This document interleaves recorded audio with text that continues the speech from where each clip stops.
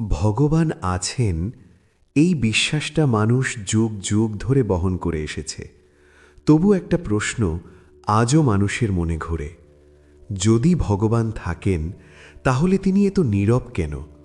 যখন জীবন ভেঙে পড়ে, যখন প্রার্থনার উত্তর মেলে না, যখন রাতের ঘুম হারিয়ে যায়, তখন মনে হয় ভগবান বুঝি মুখ ফিরিয়ে নিয়েছেন। কিন্তু ইতিহাস বলে ভগবান কখনো নীরব থাকেন না, তিনি শুধু ভিন্নভাবে কাজ করেন। মহাভারতের কথা ভাবো, দ্রৌপদী যখন অপমানিত হচ্ছিলেন তখন কি শ্রীকৃষ্ণ সঙ্গে সঙ্গে যুদ্ধ থামিয়ে দিয়েছিলেন? না, তিনি নীরব ছিলেন, কিন্তু সেই নীরবতার মধ্যেই তিনি ইতিহাস বদলে দিয়েছিলেন। শ্রীকৃষ্ণ জানতেন এই কষ্টটাই ধর্ম আর অধর্মের সীমা মানুষকে বোঝাবে। ভগবান অনেক সময় আমাদের কষ্ট থামান না, কারণ সেই কষ্টই আমাদের সত্যটা শেখায়। রামায়ণের দিকে তাকাও, ভগবান রাম, যিনি নিজেই ভগবান, তিনিও বনবাসে গেলেন। তিনি প্রশ্ন করেননি আমার সাথেই কেন, কারণ ভগবান জানতেন জীবনের পথটা সহজ নয়, কিন্তু সঠিক হতে হবে।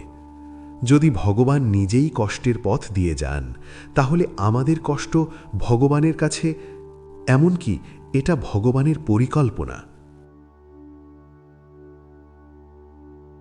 মহাদেব, যিনি সব কিছু ত্যাগ করেছেন, তিনি রাজপ্রাসাদে থাকেন না, তিনি পাহাড়ে ধ্যান করেন। কেন? কারণ শিব শেখান শক্তি আসে নীরবতা থেকে। যখন জীবন তোমাকে সব কিছু থেকে দূরে ঠেলে দেয়, তখনই তুমি নিজের ভেতরের শক্তিটাকে চিনতে পারো। শিবের নীরবতা দুর্বলতা নয়, এটাই তার সবচেয়ে বড় শক্তি। অনেকে বলে ভগবান আমাকে পরীক্ষা নিচ্ছেন। মহাভারতেও অর্জুনকেও পরীক্ষা দিতে হয়েছিল। ভয়, সংশয়, দ্বিধা সবই ছিল। তখন শ্রীকৃষ্ণ তাকে সরাসরি সমাধান দেননি, তিনি গীতা দিয়েছিলেন। কারণ ভগবান সমস্যা দূর করেন না, তিনি মানুষকে সমাধান করার যোগ্য করে তোলেন।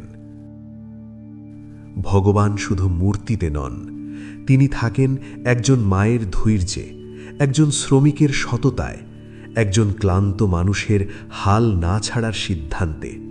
যখন তুমি কষ্ট পেয়েও ভুল পথ বেছে নাও না, তখন ভগবান তোমার মাধ্যমেই কাজ করেন।